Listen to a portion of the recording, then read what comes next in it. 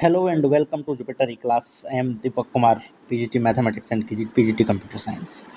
चलिए आज class 11th के कंप्यूटर सिस्टम और ऑर्गेनाइजेशन जो यूनिट है उसका first chapter basic computer organisation को समझते हैं क्या है। इसमें जो टॉपिक अपने को पढ़ना है वो है introduction to computer system, hardware, software, input device, output device, CPU, memory और यूनिट्स ऑफ मेमोरी। हालांकि ये सारे कंटेंट जो है ये ऑलरेडी आप लोग अर्लियर क्लासेस में पढ़ चुके हैं। 6, 7, 8, 9, 10th में आप लोगों ने ऑलरेडी इससे फैमिलियर हो चुके हैं। फिर भी आज इसको हम लोग समझते हैं, थोड़ा सा डिटेल्ड इंट्रोडक्शन रहेगा। तो चलिए समझते हैं सबसे पहले जो कंप्यूटर सिस्टम है क्या। एक डेफिनेशन यहाँ आपके सामने है कि computer is a programmable electronic device that takes data, process it and produce desired output. ठीक है, यहाँ पे आपको समझने की बात 2-3 चीज़ है। सबसे फर्स्ट, प्रोग्रामेबल इलेक्ट्रॉनिक डिवाइस, इसका क्या मतलब है? प्रोग्रामेबल इलेक्ट्रॉनिक डिवाइस, सबसे पहले प्रोग्रामेबल का मतलब समझते हैं हम लोग। प्रोग्रामेबल का मतलब है यहाँ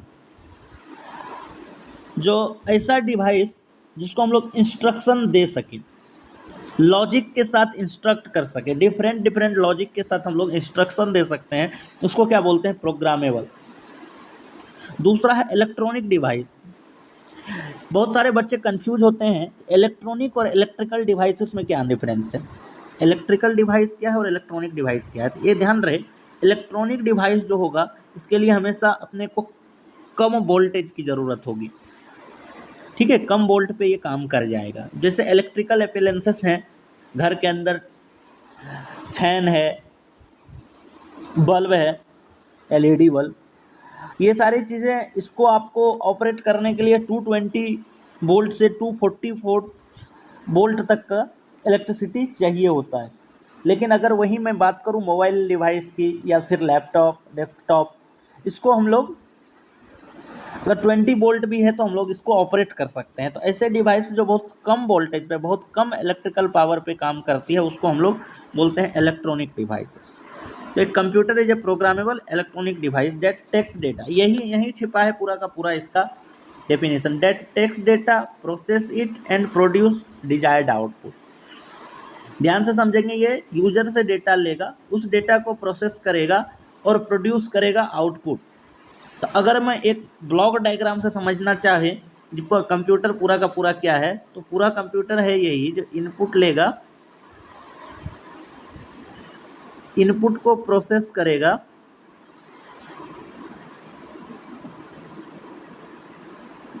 और रिटर्न करेगा आउटपुट। ये है पूरा का पूरा IPO cycle, input, process, output. अच्छा, ये जो प्रोसेस डेटा होता है इसी को अपन इंफॉर्मेशन बोलते हैं। ये जो प्रोसेस डेटा है यही को इंफॉर्मेशन बोलते हैं। मीनिंगफुल डेटा यही होता है, इनपुट, प्रोसेस, आउटपुट। ये आईपीओ साइकिल को आप लोग याद रखेंगे। अगर कहीं क्वेश्चन में आता है जो कंप्यूटर सिस्टम को डिफाइन करें तो ये डेफिनेशन लिखने के बाद डायग्राम जरूर बनाएं। थोड़ा सा देखते हैं हिस्ट्री कंप्यूटर का क्या है। सबसे पहले कंप्यूटर जो वर्ड यूज हुआ था वो 1640 में, जिसका मतलब था वन हु कैलकुलेट्स, जो कैलकुलेट कर सकता है। ठीक है, इसके बाद लैटिन वर्ड जो कंप्यूटरे है उसका मतलब होता था कैलकुलेट, जो कि 1897 में एक ऐसा मशीन बना जिसका नाम था कैलकुलेटिंग मशीन और उसका नाम लिखा गया कंप्यूटरे। एक लैटिन वर्ड था जिसका मतलब होता है कैलकुलेशन। 1945 में ये यहाँ से कंप्यूटरे से ये बन गया कंप्यूटर, और इसका ये तब से बना है programmable digital electronic computer, which is now called a computer. ठीक है, तो अब यहाँ से आप देख सकते हैं 1640 से जर्नी स्टार्ट किया था, अभी हम लोग बात कर रहे हैं 2024 में। तो 1640 से जर्नी स्टार्ट किया, 1945 में जाके ये कंप्यूटर बना। तब तक जो कंप्यूटर बना था उसका सिर्फ काम था कैलकुलेशन करना, छोटे छोटे कैलकुलेशन को ही परफॉर्म कराता था। ठीक है, हालांकि इसका जो हिस्ट्री है ये बहुत डिटेल्ड है। ट्यूरिंग मशीन है, पहली बार बना तो क्या कैसे काम करता था, ये चीज़ें, ये बहुत बेसिक बातें मैंने बस इसमें इंक्लूड किया है, इसको ध्यान रखेंगे आप लोग। सबसे पहले कब यूज हुआ था? 1640 में, ठीक है। उसके बाद 1945 में इसका नाम कंप्यूटर पड़ गया। चलिए अब कंप्यूटर के जनरेशन को हम लोग थोड़ा सा देखते हैं। फर्स्ट जनरेशन 1946 से 1959 तक था, जिसमें फर्स्ट कंप्यूटर जो हमारा बना था इनिएक, ये था इनिएक फर्स्ट कंप्यूटर था, और ये वैक्यूम ट्यूब के ऊपर काम करता था। ये कंप्यूटर एक घर के बराबर होता था। जो फर्स्ट जनरेशन का कंप्यूटर था वो घर के बराबर होता था, और ये मुश्किल से 1 डिजिट का भी कैलकुलेशन कर पाता था, मुश्किल से, वो भी घंटों टाइम लेकर के ये 1 डिजिट का प्लस माइनस कर पा रहा था। फर्स्ट जनरेशन की कंप्यूटर की बात कर रहा हूँ। इसके बाद सेकेंड जनरेशन में ट्रांजिस्टर यूज होने लगा। बड़ा चेंज था ये, वैक्यूम ट्यूब के बाद जब हम लोग ट्रांजिस्टर की तरफ मूव किए, ये एक बड़ा चेंज था। IBM ने पहला कंप्यूटर बनाया था, ठीक है। ये कुछ एग्जाम्पल है सेकेंड जनरेशन कंप्यूटर का। IBM 1400, IBM 1620, IBM 7000 सीरीज चला। इसके बाद जो थर्ड जनरेशन कंप्यूटर था 1965 से 1971 में, यहाँ पे IC लगना शुरू हो गया कंप्यूटर के अंदर, ठीक है। ये जो CPU वाला काम जितना आप लोग दिख रहे हैं, माइक्रो प्रोसेसर वाला, वो यहाँ से स्टार्ट हुआ। इंटीग्रेटेड सर्किट, IBM 360, IBM 370, ये सारा इसके एग्जाम्पल थे थर्ड जनरेशन कंप्यूटर। इसके बाद फोर्थ जनरेशन कंप्यूटर 1971 से 1980 तक आया, जहाँ पे वेरी लार्ज स्केल इंटीग्रेशन चलने लगा था। VLSI टेक्नोलॉजी का यूज किया जाने लगा था, ठीक है। VLSI वही टेक्नोलॉजी था कि एक छोटे छोटे पार्ट में छोटा छोटा माइक्रो प्रोसेसर जो है, इसके अंदर में मिलियंस ऑफ ट्रांजिस्टर का यूज होता था। इसको बोला जाता था very large scale integration circuit. उसके बाद अभी का जो करंट जनरेशन है, ये फिफ्थ जनरेशन कंप्यूटर है। इसमें अल्ट्रा लार्ज स्केल, वेरी से भी ज़्यादा हो गया, अल्ट्रा लार्ज स्केल इंटीग्रेशन। ये AI वाला टाइम आ चुका है, AI, पैरेलल प्रोसेसिंग हार्डवेयर, ठीक है। ये सारे कंसेप्ट फिफ्थ जनरेशन में है। तो करंटली हम लोग फिफ्थ जनरेशन ऑफ कंप्यूटर को देख रहे हैं। तो ये तो था जनरेशन। इसमें इम्पोर्टेंट आप लोग को ये है कि ये थोड़ा सा याद रखेंगे कब से कब तक कौन सा जनरेशन चला था, और उसमें मेन कंपोनेंट क्या था। जैसे फर्स्ट जनरेशन का वैक्यूम ट्यूब था, सेकंड का ट्रांजिस्टर था, थर्ड का IC था, फोर्थ का VLSI था, और फिफ्थ का ULSI था। इसको बस याद रखना है। चलिए इसके बाद कंप्यूटर के कौन कौन से कंपोनेंट है, इसके लिए मैं एक डिटेल डायग्राम यहाँ पे बनाया हूँ, इसको आप लोग थोड़ा ध्यान से देखें। कंप्यूटर कंपोनेंट दो ही मेन है, हार्डवेयर और सॉफ्टवेयर, ठीक है। चलिए हार्डवेयर वाले पार्ट को पहले पढ़ते हैं, सॉफ्टवेयर को बाद में देखेंगे। अब हार्डवेयर यहाँ पे 3 टाइप से है: input output device, processing unit और storage unit. Input output device का शायद बताने की ज़रूरत नहीं पड़ेगी आप लोगों को, बहुत बचपन से आप लोग पढ़ते आए हैं कि इनपुट डिवाइस वो डिवाइस है या कंप्यूटर का वो कंपोनेंट है जिसके थ्रू कंप्यूटर को इंस्ट्रक्शन दिया जाएगा। अभी अभी हमने पढ़ा जो कंप्यूटर इनपुट लेता है, प्रोसेस करता है और आउटपुट देता है। तो अगर कंप्यूटर को इनपुट देना है तो उसके लिए कुछ डिवाइसेस की ज़रूरत पड़ेगी। तो मेन 2 डिवाइस है, माउस और कीबोर्ड।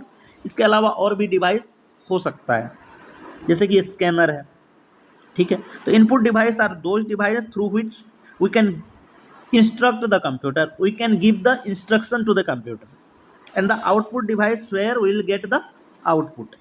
जब कंप्यूटर डेटा को प्रोसेस कर लेगा तो प्रोसेस करने के बाद वो रिजल्ट जहाँ पे दिखाएगा अपने को, उसको बोलेंगे हम लोग आउटपुट डिवाइस। मॉनिटर है, अगर मान लो डिस्प्ले कराना है कुछ स्क्रीन के ऊपर तो मॉनिटर है। अगर मान लो हमने एक इंस्ट्रक्शन दिया कि एक म्यूजिक प्ले करो, तो अब म्यूजिक प्ले तो मॉनिटर पे नहीं होगा, म्यूजिक प्ले होगा स्पीकर के ऊपर, स्पीकर के ऊपर आवाज़ सुनाई पड़ेगी, तो स्पीकर भी आउटपुट डिवाइस है। अगर कोई प्रिंट का इंस्ट्रक्शन दिया है तो प्रिंटर हमारा आउटपुट डिवाइस है, जिसके थ्रू हम लोग आउटपुट को रिसीव करेंगे। तो ये तो इनपुट आउटपुट डिवाइस है। थोड़ा चलिए समझते हैं प्रोसेसिंग यूनिट को। इसको सेंट्रल प्रोसेसिंग यूनिट है, ब्रेन ऑफ द कंप्यूटर है। इसको हम थोड़ा सा समझते हैं। इसके मेनली 3 पार्ट हैं। CPU की अगर मैं बात करूं तो ये 3 पार्ट में काम करता है: control unit, arithmetic logic unit, और एक मेमोरी इसका है, छोटा सा मेमोरी पार्ट जो कि है रजिस्टर। ये है कंट्रोल यूनिट, ये है अरिथमेटिक, थोड़ा सा मैं इसको बढ़ा लेता हूँ, अरिथमेटिक लॉजिक यूनिट,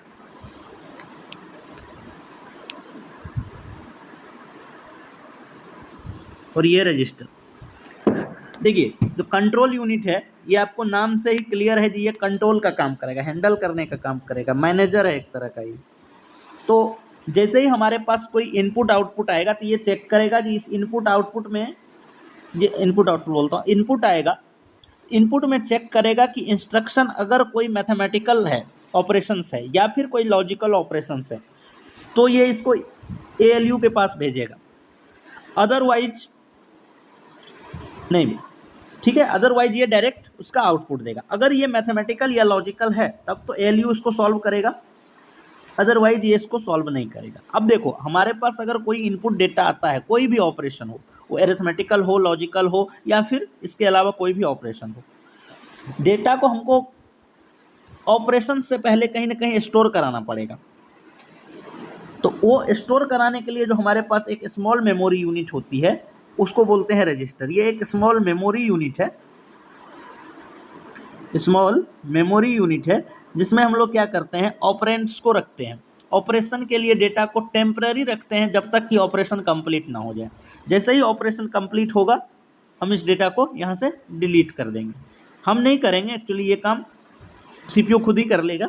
जो ये जब जैसे फॉर एग्जांपल हमने 2 लिखा और 3 लिखा, फॉर एग्जांपल, जस्ट एग्जांपल के लिए इसको समझिए, हालांकि इसके पीछे भी बहुत मैकेनिज्म है।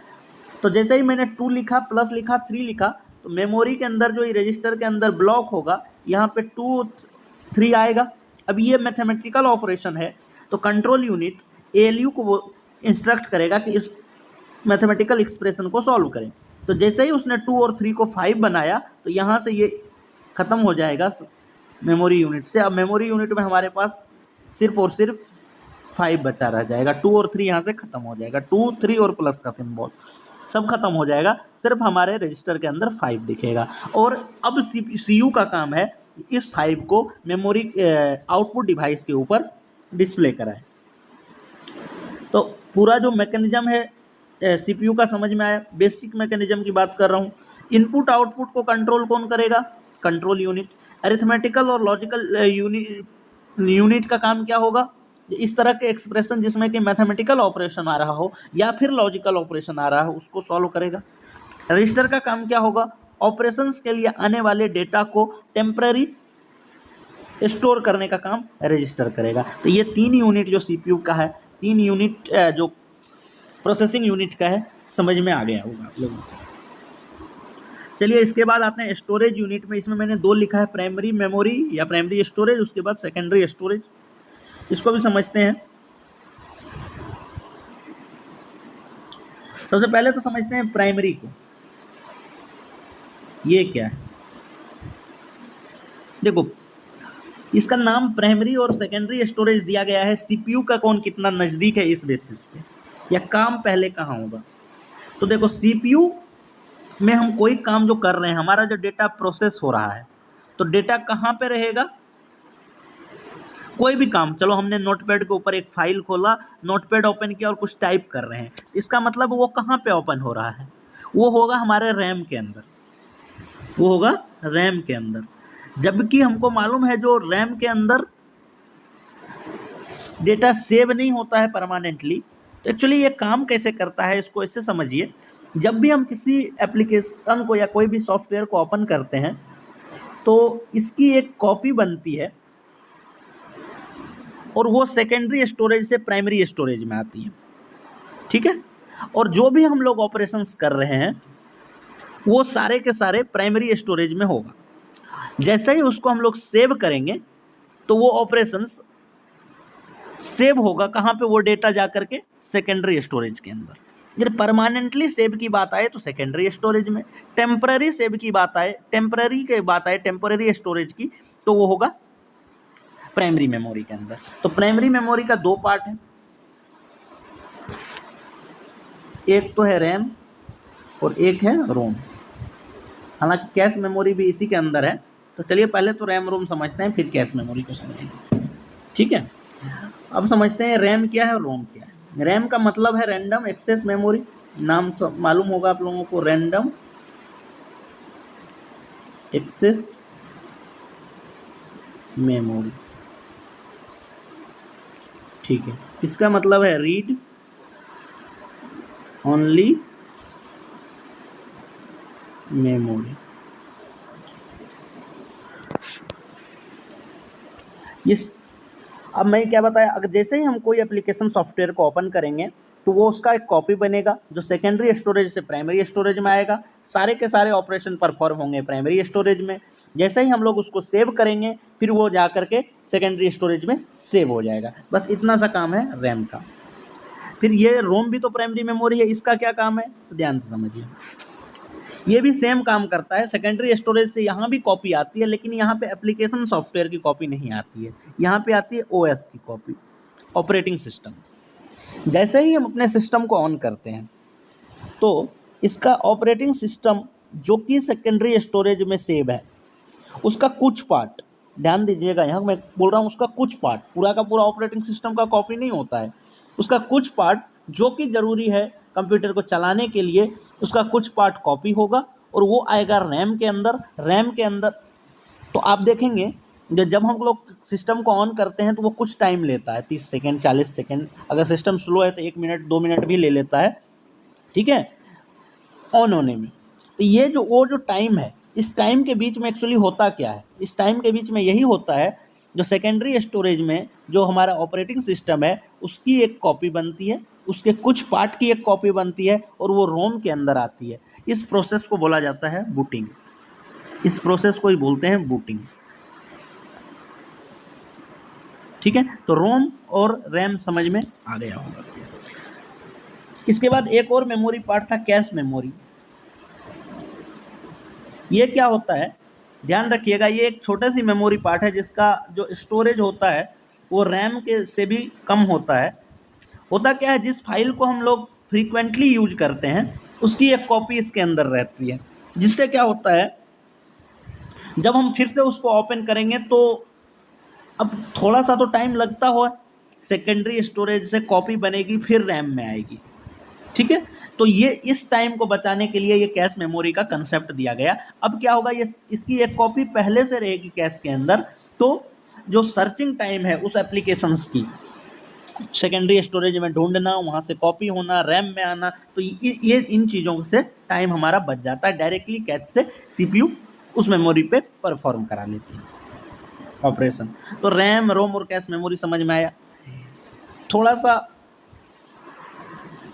जो स्पेस की बात करूं तो सबसे कम रैम के अंदर होता है, ये कैश के अंदर होता है, इससे ज़्यादा स्पेस होता है रैम के अंदर। स्पेस की मैं बात कर रहा हूं रैम के अंदर। और फिर इसके बाद आता है सेकेंडरी स्टोरेज के अंदर, सेकेंडरी स्टोरेज एसएस में लिख देता हूँ। ये है स्पेस वाइज मेमोरी कितना है।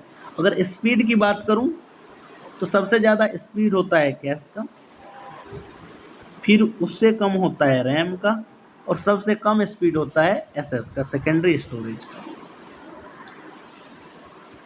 क्लियर है, ये याद रखेंगे।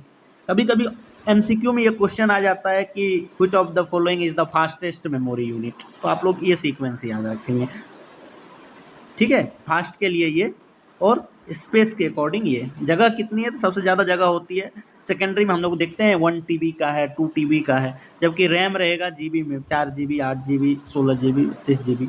कैश मेमोरी MB में रहता है, 100 MB, 200 MB, 5 MB, 4 MB, ठीक है। तो स्पेस के अकॉर्डिंग सबसे कम होगा जो, उसकी स्पीड ज़्यादा होगी। हालांकि ये कोई यूनिवर्सल कंसेप्ट नहीं है कि स्पेस कम है तो स्पीड ज़्यादा होगी, लेकिन आप लोग ऐसे इसको याद रख सकते हैं।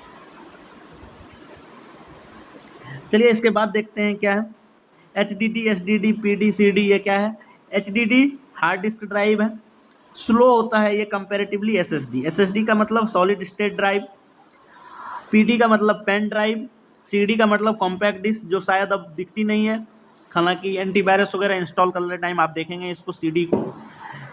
PD तो बहुत ज़्यादा यूज होता है pen drive. SSD solid state drive, ये फास्ट होता है कंपैरेटिवली हार्ड डिस्क ड्राइव की, ठीक है। तो इसमें थोड़ी स्पेस भी कम आती है। तो HDD थोड़ा सस्ता पड़ता है SSD के कंपेयर में, लेकिन जो SSD है ये कंपैरेटिवली फास्ट होता है हार्ड डिस्क ड्राइव के, ठीक है। तो ये चीज़ें आप लोग थोड़ा सा ध्यान रखें। अब आते हैं सॉफ्टवेयर। तो सॉफ्टवेयर दो है, सिस्टम सॉफ्टवेयर, एप्लीकेशन सॉफ्टवेयर। अच्छा, सिस्टम सॉफ्टवेयर ऐसे सॉफ्टवेयर को बोलते हैं जिसका यूज डायरेक्टली यूजर नहीं करता, इसका यूजर सिस्टम या फिर सिस्टम का कंपोनेंट करता है, उसको क्या बोलेंगे? System software.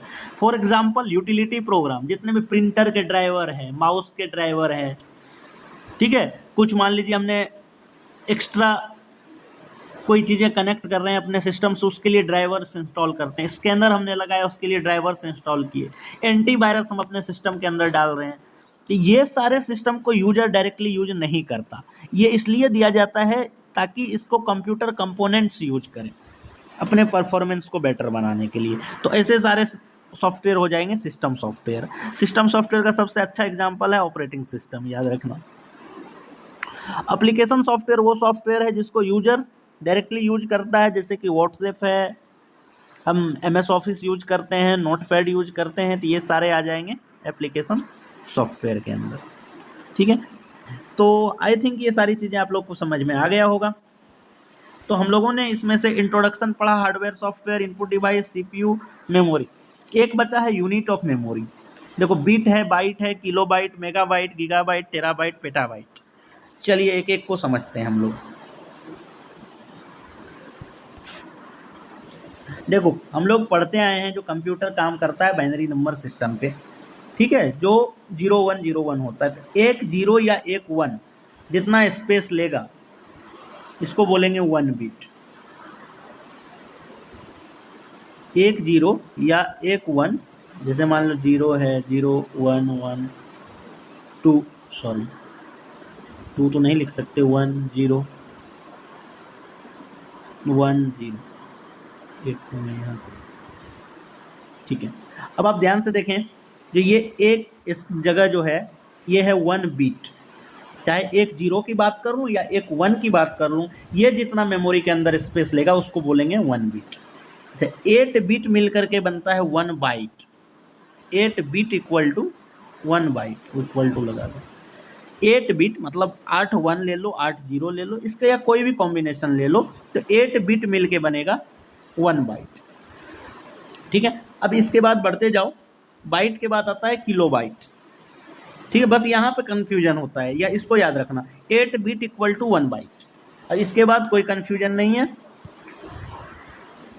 1024 बाइट जो होगा ये बनेगा 1 किलो बाइट, KB जिसको बोलते हैं, और 1024 किलो बाइट ये बनेगा 1 मेगाबाइट, MB जिसको बोलते हैं। 1024 MB ये बनेगा 1 GB, 1 गीगाबाइट, और 1024 GB ये बनेगा 1 TB, 1 टेराबाइट, और 1024 टेराबाइट ये बनेगा 1 पेटाबाइट, PB। तो बस ये 1024 का कंसेप्ट याद रखना है। 1024 बाइट 1 किलो बाइट, और इसके बाद ये सारी चीज़ें चलती रहेगी, ठीक है। अच्छा, इसमें एक क्वेश्चन मैं और ऐड करना चाहूँगा आप लोगों के लिए, आप लोग इस पर ज़रूर भी सोचें। जो 1 2 3 4 तो समझ में आता है, लेकिन जो मेमोरी मिलती है अगर आप ध्यान से देखेंगे तो 1 चलो ठीक है, 2 GB, 4 GB, 8 GB, 16 GB, ऐसा क्यों होता है? अभी भी हमने यहाँ पे देखा 1024 byte, 1000 byte equal to 1 kilobyte, ये समझ आता है, मैथमेटिक्स में है भी बहुत जगह ये चीज़ें, लेकिन 1024 का क्या कंसेप्ट है? ठीक है, 1024 का, इससे पहले भी देखो 8 बिट 1 बाइट है यार, 5 समझ में आता है, 10 समझ में आता है, ये बीच में 8 कहाँ से आ गया, इसका क्या मतलब है? ठीक है, तो इसको जरा आप लोग सोचना इस पे, इसको कैसे करते हैं। हालांकि ये बहुत आसान सा क्वेश्चन है, अगर मैं यहाँ पे आपको बताऊँ इसको, चलिए यहाँ पे मैं समझाने का कोशिश करता हूँ। एक बात बताओ, अगर हमारे पास 0 और 1 है, दो ही चीज़ें, और इससे मैं बोलूं जो 2 बिट का कॉम्बिनेशन बनो, क्या क्या बन सकता है? तो आप 4 ही कॉम्बिनेशन बना पाओगे, 0 0 0 0 1 1 0 और 1 1, ये 4 चीज़ें ही बनेगी। अगर मैं यहाँ पे 3 बोलता, अगर मैं बोलता आप 3 बिट का बनाओ, तो हमारे पास 8 कम्बिनेशन होते टोटल, 0 0 0 0 0 1 0 1 0 0 1 1 1 0 0 1 0 1 1 1 0 1 1 1। अब इसके अलावा कोई भी कंसेप्ट नहीं कर सकते। तो अब ध्यान से देखना, जब हम 3 बिट का बात कर रहे हैं तो हमारे पास टोटल नंबर ऑफ कॉम्बिनेशन 8 आ रहा है। जब हमने 2 बिट का बात किया तो टोटल नंबर ऑफ कॉम्बिनेशन 4 आ रहा है। अब आप ध्यान से समझना, तो ये किस फॉर्म में चल रहा है, 2 टू द पावर n के फॉर्म में। जितने बिट का मैं बात करूंगा, जैसे 2 बिट का किया तो 2 टू द पावर 2 4 हुआ, 3 बिट का किया तो 2 टू द पावर 3 8 हुआ। तो हमेशा ये 2 टू द पावर n के फॉर्म में चलता है। तो अब आप ध्यान से समझना, क्या 2 टू द पावर n 10 हो सकता है? नहीं, 2 टू द पावर n या तो 8 होगा या 16 होगा या 32 होगा या 64 होगा, इसी फॉर्म में, इसलिए मेमोरी यूनिट आपको दिखेगा। ठीक है, और ये 124 ही 2 टू द पावर के फॉर्म में ही होता है। देख लीजिए कितने पे आता है, 2 टू जा 4 टू जा 8 8 टू जा 16 16 टू जा 128 256 500 2 टू द पावर 8, ये भी देखो 2 टू द पावर 8 के फॉर्म में है।